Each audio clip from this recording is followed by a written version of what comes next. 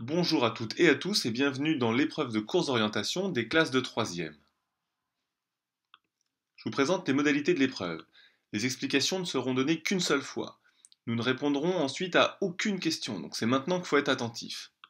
Vous allez disposer de 5 minutes de travail personnel en salle, et à l'issue de ce travail, vous irez pour une durée de 30 minutes maximum faire l'épreuve en forêt. Au niveau du matériel, on vous donne une carte, un carton de contrôle, un document professeur, ainsi qu'un chronomètre. Vous, de votre côté, vous êtes arrivé en tenue de PS avec votre convocation et vous avez pris soin de mettre votre téléphone portable dans votre sac et il restera dans votre sac. Voici maintenant comment bien remplir les documents. Vous allez commencer par remplir votre nom, votre prénom, votre classe et votre carte. Vous n'avez pas la même carte que votre voisin, donc vous avez une carte A, B, C, enfin vous regardez le symbole en haut à droite de la carte. Commencez à les remplir maintenant. Alors vous ne mettez pas Jean Dupont, là c'est un exemple, vous mettez votre nom, votre prénom, votre classe, votre carte sur les deux documents. C'est parti, faites-le maintenant.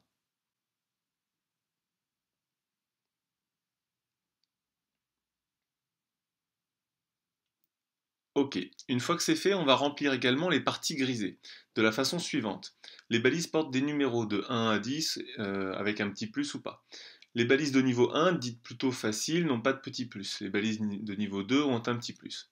Vous allez faire un choix de balises, alors pas tout de suite, vous aurez 5 minutes après pour le faire, et l'ordre dans lequel vous allez les mettre correspond à l'ordre dans lequel vous allez les chercher dans la forêt.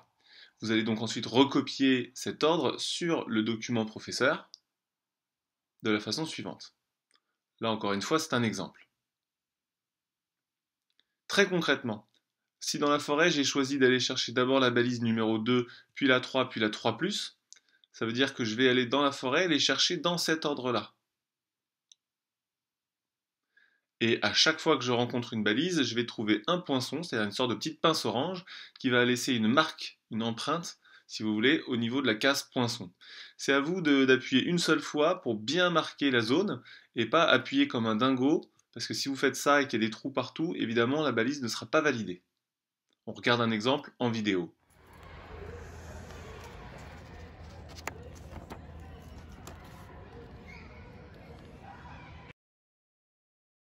Alors maintenant, vous avez trois compétences à valider sur l'épreuve. La première, c'est préparer, planifier et se représenter une action avant de la réaliser. Concrètement, ça correspond au nombre de points balises que vous allez ramener. Les balises de niveau 1 rapportent 1 point, celles de niveau 2 rapportent 2 points.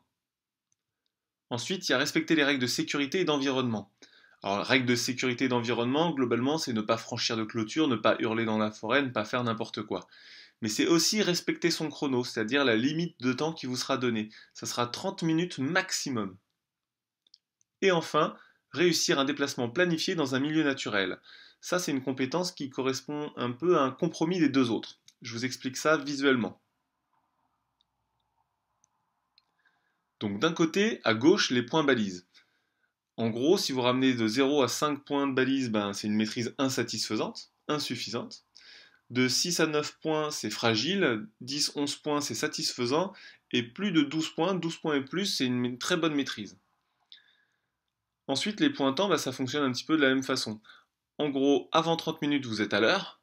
Au-delà de 30 minutes, vous êtes en retard. Donc après, c'est à vous de jouer. Moins de 25 minutes, c'est au top. Au-delà de 31 minutes, c'est la cata. La compétence centrale maintenant.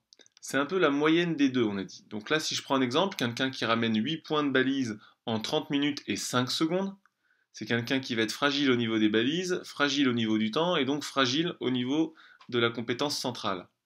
Donc après, ben, c'est à vous de trouver le meilleur compromis en fonction de votre niveau pour ramener le maximum de points balises en un minimum de temps.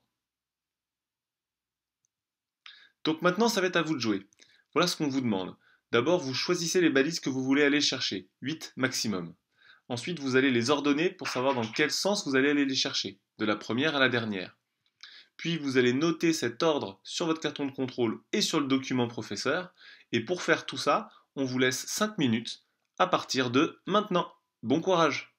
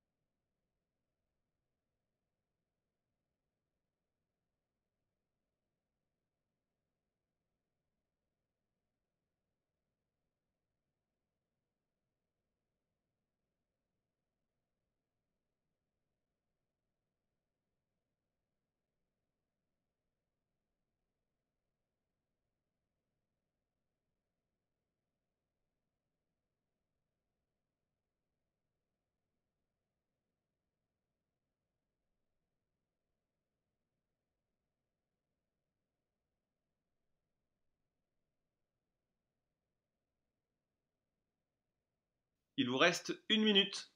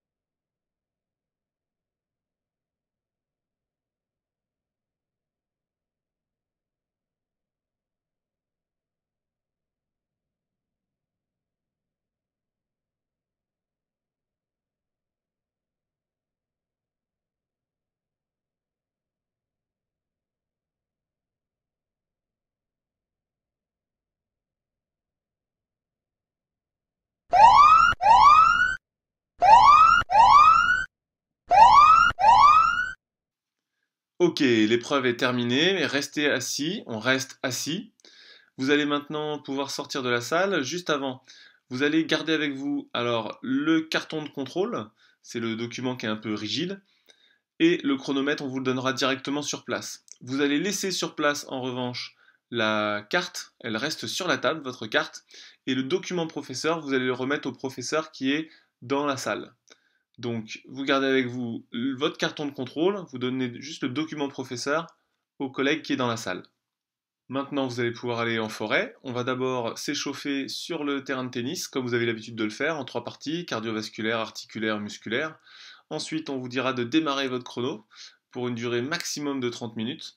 Et vous allez faire l'épreuve, c'est-à-dire avec votre carte et votre carton de contrôle, trouver le maximum de balises en 30 minutes maximum. Ne dépassez pas ce temps-là. Il ne me reste plus qu'à vous souhaiter bon courage et bonne épreuve à toutes et à tous. À bientôt!